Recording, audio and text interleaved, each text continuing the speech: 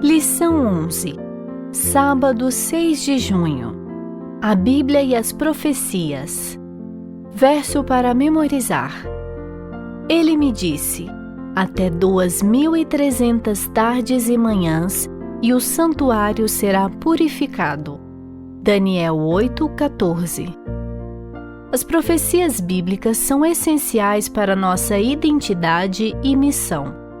Elas apresentam um mecanismo interno e externo para confirmar a exatidão da palavra de Deus. Jesus disse: Disse-vos agora antes que aconteça, para que, quando acontecer, vós creiais. A pergunta crucial é: como podemos interpretar as Escrituras corretamente, a fim de saber quando elas realmente aconteceram? Durante a Reforma, os reformadores adotaram o método historicista. Esse método é o mesmo que Daniel e João usaram como chave para sua própria interpretação. O método historicista considera as profecias um cumprimento progressivo e contínuo da história, começando no passado e terminando com o reino eterno de Deus. Nesta semana, estudaremos os pilares da interpretação profética historicista. Em Testemunhos para a Igreja, volume 8, lemos, abre aspas, devemos ver na história o cumprimento da profecia, estudar as operações da providência nos grandes movimentos reformatórios e entender o progresso dos acontecimentos ao ver as nações mobilizando-se para o combate final do grande conflito. Fecha aspas. Domingo, 7 de junho. O historicismo e as profecias. Um método fundamental aplicado pelos adventistas do sétimo dia para estudar as profecias chama-se historicismo. É a ideia de que muitas das principais profecias da Bíblia seguem um fluxo linear ininterrupto da história, do passado ao presente e ao futuro. Esse método é semelhante à maneira pela qual a história é estudada nas escolas. Adotamos esse método porque a própria Bíblia interpreta as profecias dessa maneira. Ouça Daniel 2, 27 a 45.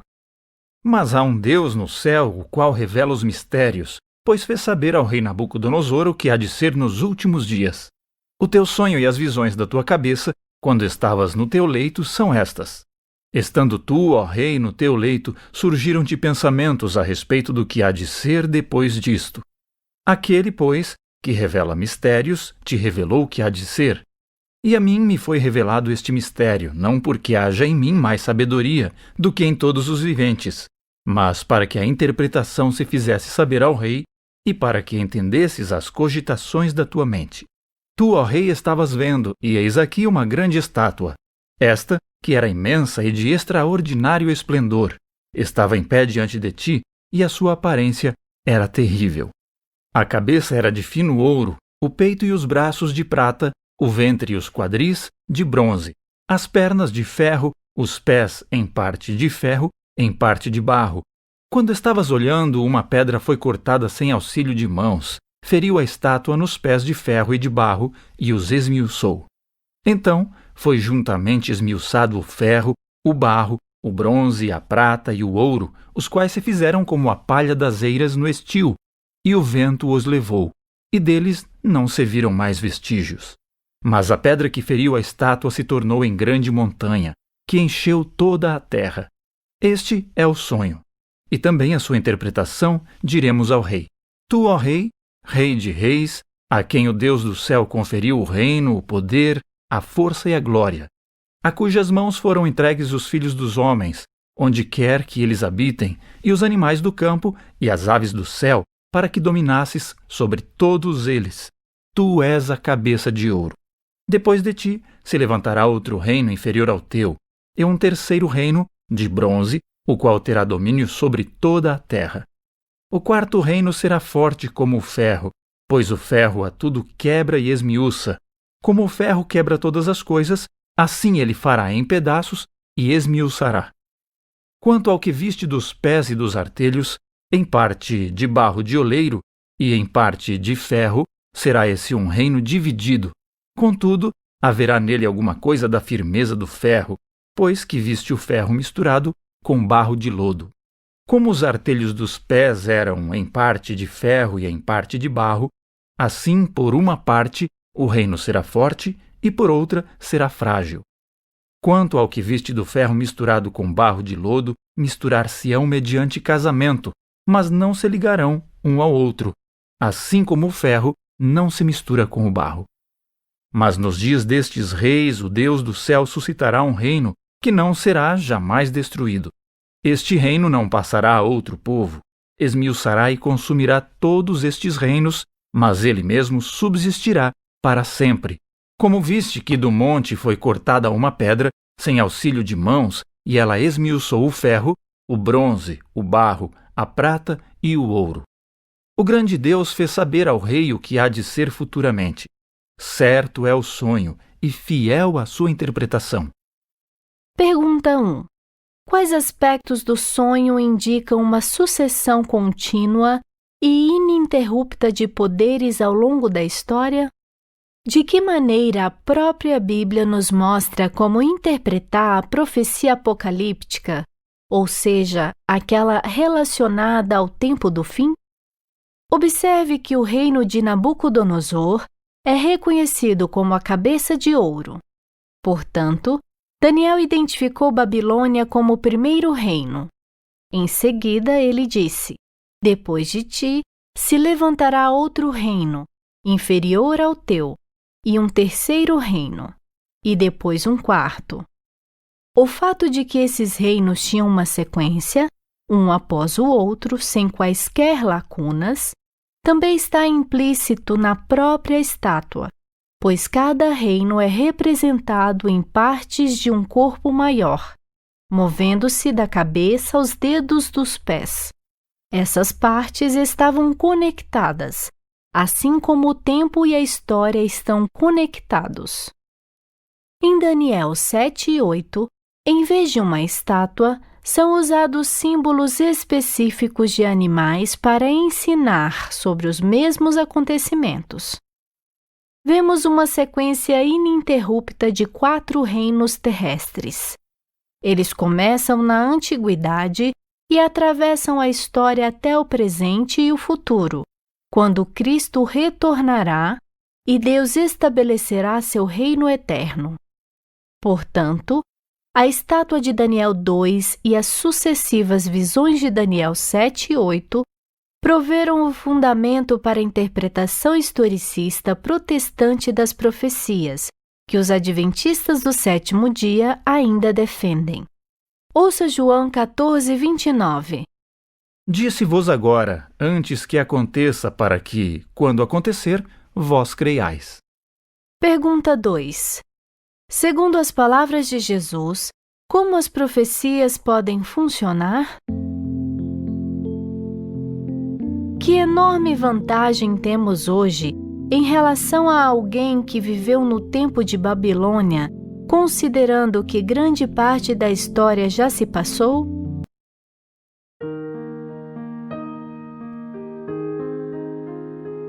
Segunda, 8 de junho. O princípio do dia-ano. Uma das chaves interpretativas do historicismo é o princípio do dia-ano. Ao longo dos séculos, muitos estudiosos aplicaram esse princípio às profecias de tempo de Daniel e Apocalipse. Eles o retiraram de vários textos fundamentais e do contexto imediato das próprias profecias. Ouça Números 14 e 34. Segundo o número dos dias em que espiastes a terra, 40 dias, cada dia representando um ano, levareis sobre vós as vossas iniquidades 40 anos e tereis experiência do meu desagrado. Ezequiel 4, 6 e 7. Quando tiveres cumprido estes dias, deitar-te-ás sobre o teu lado direito e levarás sobre ti a iniquidade da casa de Judá. 40 dias te dei, cada dia por 1 ano. Voltarás, pois, o rosto para o cerco de Jerusalém, com o teu braço descoberto, e profetizarás contra ela. Pergunta 3. Nesses textos, como Deus explicou o princípio do dia, ano? Nesses textos, vemos muito claramente a ideia do princípio do dia, ano.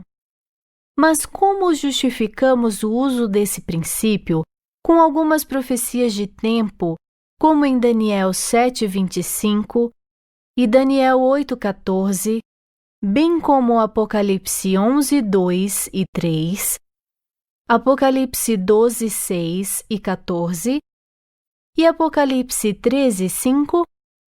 3 outros elementos apoiam o princípio do dia-ano nessas profecias de Daniel e Apocalipse. 1. O uso de símbolos. 2. Longos períodos de tempo. E 3. Expressões peculiares. Primeiramente, a natureza simbólica dos animais e chifres, representando os reinos, sugere que as expressões de tempo também devam ser entendidas simbolicamente. Os animais e chifres não devem ser considerados de maneira literal. Eles simbolizam outra coisa.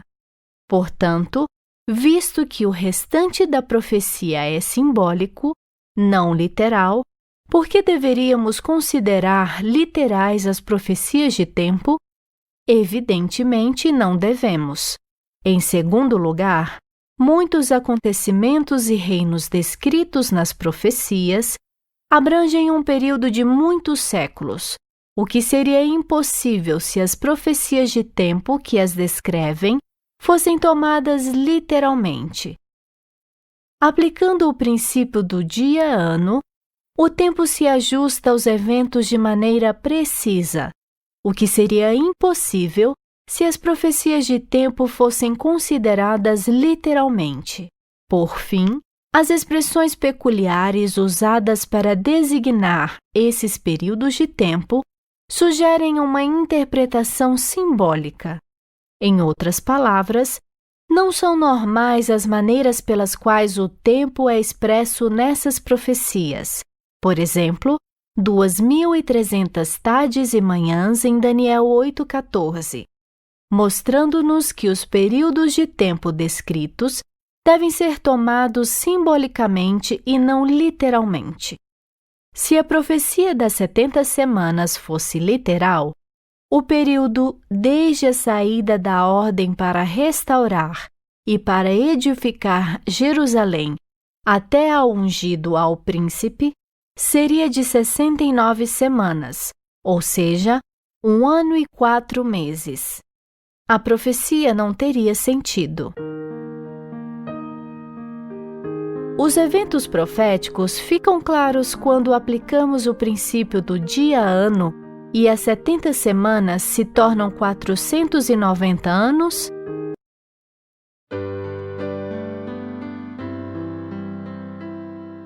Terça, 9 de junho.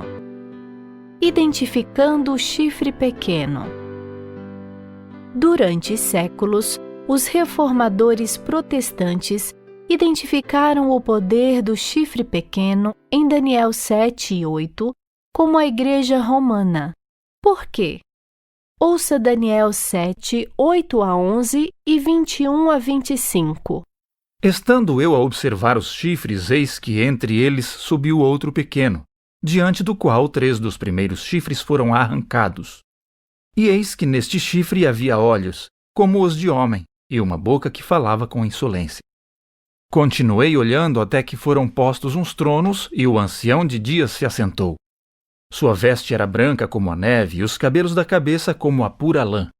O seu trono eram chamas de fogo, e suas rodas eram fogo ardente. Um rio de fogo manava e saía de diante dele. Milhares de milhares o serviam, e miríades de miríades estavam diante dele. Assentou-se o tribunal e se abriram os livros. Então estive olhando por causa da voz das insolentes palavras que o chifre proferia. Estive olhando e vi que o animal foi morto e o seu corpo desfeito e entregue para ser queimado. Eu olhava e eis que este chifre fazia guerra contra os santos e prevalecia contra eles, até que veio o ancião de dias e fez justiça aos santos do Altíssimo. E veio o tempo em que os santos possuíram o reino. Então ele disse: o quarto animal será um quarto reino na terra, o qual será diferente de todos os reinos, e devorará toda a terra, e a pisará aos pés, e a fará em pedaços. Os 10 chifres correspondem a 10 reis que se levantarão daquele mesmo reino. E depois deles se levantará outro, o qual será diferente dos primeiros, e abaterá a 3 reis. Proferirá palavras contra o Altíssimo, magoará os santos do Altíssimo e cuidará em mudar os tempos e a lei. E os santos lhe serão entregues nas mãos por um tempo, 2 tempos e metade de um tempo. Daniel 8, 1-13. No ano 3º do reinado do rei Belsazar, eu, Daniel, tive uma visão depois daquela que eu tivera a princípio. Quando a visão me veio, pareceu-me estar eu na cidadela de Susã, que é província de Elão, e vi que estava junto ao rio Ulai. Então levantei os olhos e vi, e eis que diante do rio estava um carneiro, o qual tinha 2 chifres, e os 2 chifres eram altos, mas um mais alto do que o outro, e o mais alto subiu por último.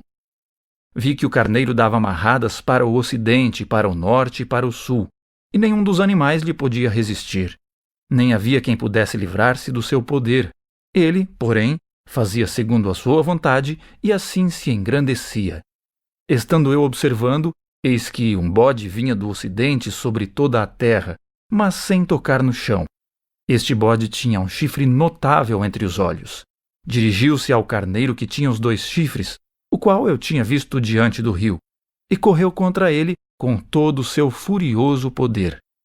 Viu chegar perto do carneiro e, enfurecido contra ele, o feriu e lhe quebrou os 2 chifres, pois não havia força no carneiro para lhe resistir. E o bode o lançou por terra e o pisou aos pés, e não houve quem pudesse livrar o carneiro do poder dele. O bode se engrandeceu sobremaneira, e na sua força quebrou-se-lhe o grande chifre, e em seu lugar saíram 4 chifres notáveis, para os 4 ventos do céu. De um dos chifres saiu um chifre pequeno e se tornou muito forte para o sul, para o oriente e para a terra gloriosa. Cresceu até atingir o exército dos céus. A alguns do exército e das estrelas lançou por terra e os pisou. Sim, engrandeceu-se até ao príncipe do exército. Dele tirou o sacrifício diário e o lugar do seu santuário foi deitado abaixo. O exército lhe foi entregue, com o sacrifício diário, por causa das transgressões, e deitou por terra a verdade, e o que fez, prosperou. Depois, ouvi um santo que falava, e disse outro santo àquele que falava: até quando durará a visão do sacrifício diário e da transgressão assoladora, visão na qual é entregue o santuário e o exército a fim de serem pisados? Pergunta 4. Quais são as características comuns do chifre pequeno em ambos os capítulos? Como podemos identificá-lo? Existem 7 características comuns entre o chifre pequeno de Daniel 7 e o de Daniel 8. Primeira, ambos são descritos como um chifre. Segunda, ambos são poderes perseguidores. Terceira, ambos são blasfemos e exaltam a si mesmos. Quarta, ambos têm como alvo o povo de Deus. Quinta, ambos têm aspectos de sua atividade descritos pelo tempo profético. Sexta, ambos se estendem até o fim dos tempos. E sétima, ambos devem ser destruídos de maneira sobrenatural. A história identifica o primeiro reino como Babilônia, o segundo como a Média Pérsia e o terceiro como a Grécia. A história mostra de maneira incontestável que depois desses impérios mundiais vem Roma. Em Daniel 2, o ferro que representa Roma continua nos pés de ferro misturado com barro, isto é, até o fim dos tempos. O chifre pequeno de Daniel 7 surge do quarto animal, mas permanece como parte desse quarto animal. Qual poder surgiu de Roma e exerceu influência político-religiosa por pelo menos 1260 anos? Apenas um poder se encaixa na história e na profecia: o papado, que chegou ao poder entre as 10 tribos bárbaras da Europa e exterminou 3 delas. Esse poder era diferente dos primeiros, indicando sua singularidade em comparação com as outras tribos. O papado falava palavras contra o Altíssimo e engrandeceu-se até ao príncipe do exército, usurpando a função de Jesus e substituindo-a pela figura do Papa. Durante a Contra-Reforma, o papado cumpriu a profecia de perseguir os santos do Altíssimo e lançar por terra alguns do exército, quando os protestantes foram massacrados. O papado buscou mudar os tempos e a lei, ao remover o segundo mandamento e mudar o sábado para o domingo. Em Daniel 2, 7 e 8, depois da Grécia, surge um poder que subsiste até o fim dos tempos. Qual poder seria esse, senão Roma, agora em seu estágio papal?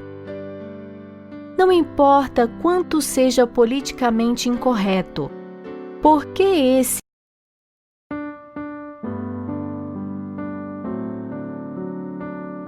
Quarta, 10 de junho. O juízo investigativo.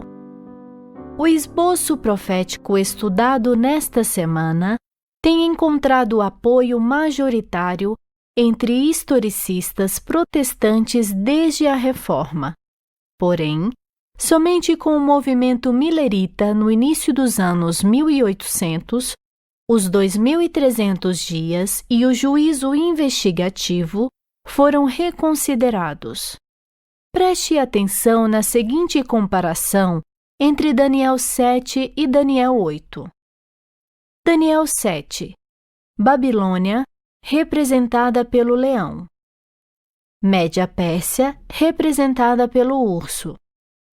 Grécia, representada pelo leopardo. Roma pagã, representada pelo quarto animal. Roma papal, representada pelo chifre pequeno. Daniel 8. Babilônia não é representada. Média-Pérsia, representada pelo carneiro. Grécia, representada pelo bode. Roma pagã, representada pelo chifre que se move horizontalmente. Roma papal, representada pelo chifre que se move verticalmente. Ouça Daniel 7, 9 a 14. Continuei olhando até que foram postos uns tronos e o ancião de dias se assentou. Sua veste era branca como a neve e os cabelos da cabeça como a pura lã. O seu trono eram chamas de fogo e as suas rodas eram fogo ardente. Um rio de fogo manava e saía de diante dele. Milhares de milhares o serviam e miríades de miríades estavam diante dele. Assentou-se o tribunal e se abriram os livros. Então estive olhando por causa da voz das insolentes palavras que o chifre proferia. Estive olhando e vi que o animal foi morto, e o seu corpo desfeito e entregue para ser queimado. Quanto aos outros animais, foi-lhes tirado o domínio, todavia, foi-lhes dada prolongação de vida por um prazo e um tempo. Eu estava olhando nas minhas visões da noite, e eis que vinha com as nuvens do céu um como o filho do homem, e dirigiu-se ao ancião de dias, e o fizeram chegar até ele. Foi-lhe dado domínio e glória, e o reino para que os povos, nações e homens de todas as línguas o servissem. O seu domínio é domínio eterno, que não passará, e o seu reino jamais será destruído. Daniel 8, 14 e 26. Ele me disse: até 2300 tardes e manhãs, e o santuário será purificado. A visão da tarde e da manhã que foi dita é verdadeira. Tu, porém, preserva a visão, porque se refere a dias ainda muito distantes. Pergunta 5. O que estava acontecendo no céu? Em Daniel 7 e 8, o juízo acontece após o período de perseguição medieval, que terminou em 1798 com a prisão do Papa Pio VI pelo general Berthier. O juízo ocorre no céu, onde assentou-se o tribunal. Essa cena ocorre depois de 1798, antes da segunda vinda de Jesus. O juízo em Daniel 7 está em paralelo com a purificação do santuário. Os dois capítulos falam sobre a mesma coisa. O tempo dessa purificação, que é a terminologia do dia da expiação, é de 2.300 tardes e manhãs, ou dias. Com o princípio do dia-ano, esses dias representam 2.300 anos. O ponto de partida dos 2.300 anos é a profecia das 70 semanas, ou 490 anos, que é cortada da visão dos 2.300 dias. Muitos estudiosos veem a profecia dos 2.300 dias, ou anos, e a profecia das 70 semanas, ou 490 anos, de Daniel 9, 24 a 27, como uma mesma profecia, sendo esta última a parte inicial da primeira. O verso seguinte é a profecia das 70 semanas, Daniel 9, 25, apresenta o início do período de tempo, desde a saída da ordem para restaurar e para edificar Jerusalém. Esse evento ocorreu no 7º ano do rei Artaxerxes, ou 457 a.C. Se contarmos 2.300 anos a partir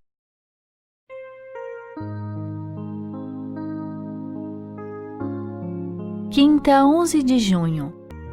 Tipologia como profecia. Os símbolos das profecias apocalípticas, como os encontrados em Daniel e Apocalipse, têm um único cumprimento. Por exemplo, o bode de Daniel 8 se cumpriu na Grécia, um reino singular. Afinal de contas, o texto o nomeou para nós. Isso poderia ser mais claro?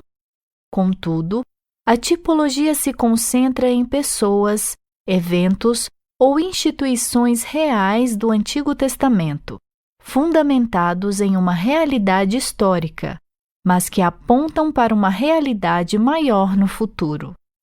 O uso da tipologia como método de interpretação remonta a Jesus e aos escritores do Novo Testamento, e se encontra até mesmo no Antigo Testamento.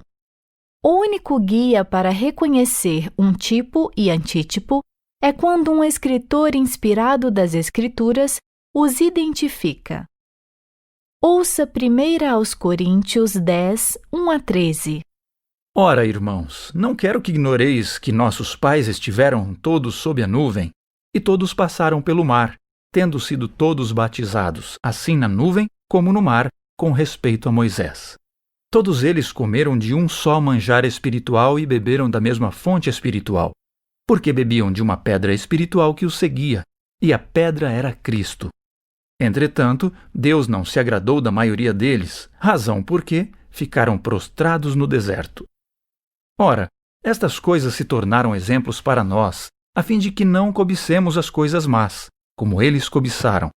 Não vos façais, pois, idólatras, como alguns deles, porquanto está escrito: o povo assentou-se para comer e beber, e levantou-se para divertir-se. E não pratiquemos imoralidade, como alguns deles o fizeram, e caíram num só dia 23.000.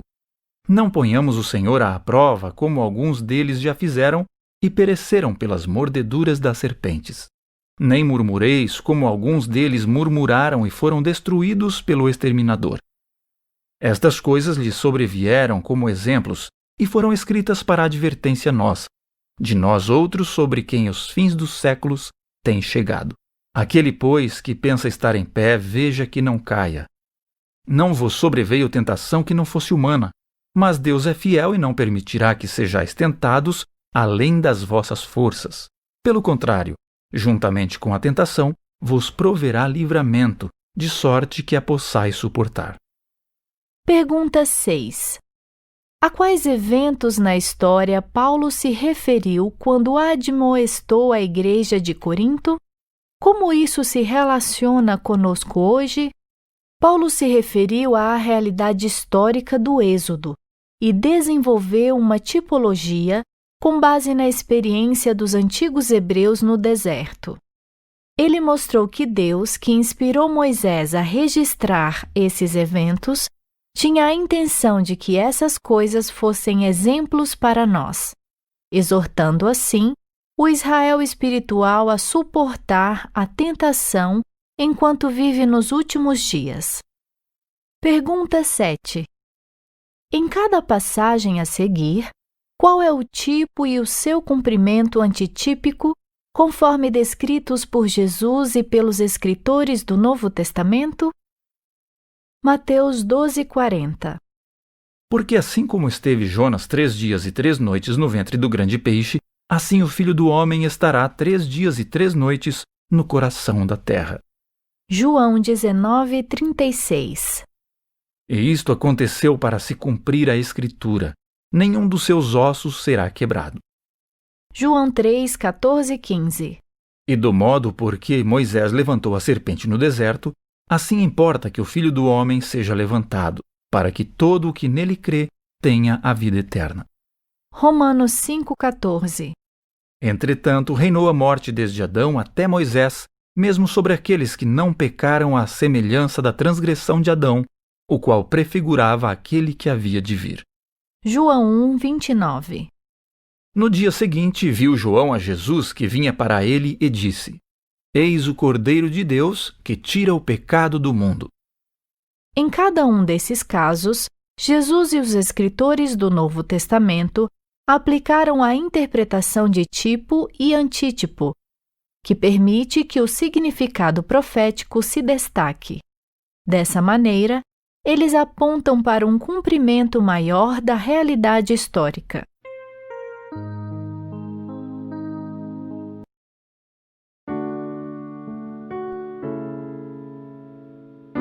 Sexta, 12 de junho. Verso para memorizar. Ele me disse: até 2.300 tardes e manhãs, e o santuário será purificado. Daniel 8:14. Estudo adicional. É crucial que a cena do juízo, que ocorre após 1.260 anos de perseguição, representa o mesmo que a purificação do santuário. E essa cena de juízo no céu leva, em última análise, ao estabelecimento do reino de Deus. Por isso, temos uma evidência bíblica da importância que a Bíblia dá a Daniel 8:14 e ao evento que esse texto anuncia. Perguntas para consideração. O método historicista é revelado em Daniel 2. Uma sequência ininterrupta de impérios começa na antiguidade e termina com o reino de Deus. O Senhor nos deu a chave para interpretar as profecias. Poucos usam o método historicista. O que isso mostra sobre a condição do cristianismo? Por que esse fato confirma a relevância da mensagem adventista? Você entende as 2.300 tardes e manhãs? Se não, deseja estudá-la para compartilhar? Surpreenda-se com a solidez da nossa interpretação profética. Ouça Daniel 7:18, 21, 22, 25 e 27. Mas os santos do Altíssimo receberão o reino e o possuirão para todo o sempre, de eternidade em eternidade. Eu olhava e eis que este chifre fazia guerra contra os santos e prevalecia contra eles, até que veio o ancião de dias e fez justiça aos santos do Altíssimo. E veio o tempo em que os santos possuíram o reino. Proferirá palavras contra o Altíssimo, magoará os santos do Altíssimo e cuidará em mudar os tempos e a lei. E os santos lhe serão entregues nas mãos, por um tempo, 2 tempos e metade de um tempo. O reino e o domínio e a majestade dos reinos debaixo de todo o céu serão dados ao povo dos santos do Altíssimo. O seu reino será reino eterno, e todos os domínios o servirão e lhe obedecerão. O que o poder do chifre pequeno faz com os santos? O que o Senhor faz por eles? Quais são as boas novas para os santos em relação ao juízo?